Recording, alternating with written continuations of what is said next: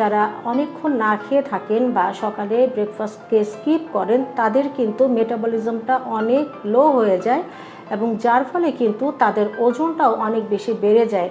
অনেকেই আমাদের কাছে বলেন যে আমরা ওজন কমাতে পারছি না, এটাও কিন্তু ওজন না কমার একটা কারণ।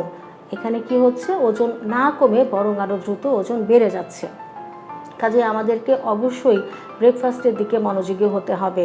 ব্রেকফাস্টে আমরা সাধারণত যে সমস্ত খাবারগুলোকে রাখতে পারি, আমাদের চিরাচরিত একটা খাবার চিরা দই কলা, এটা পেটের জন্য খুবই ভালো এবং এইটাকে আমরা রাখতে পারি। দই হলো প্রোবায়োটিক যুক্ত খাবার। দইতে বিভিন্ন রকম উপকারী ব্যাকটেরিয়া আছে যেটা কিন্তু আমাদের গাট হেলথকে ভালো রাখছে।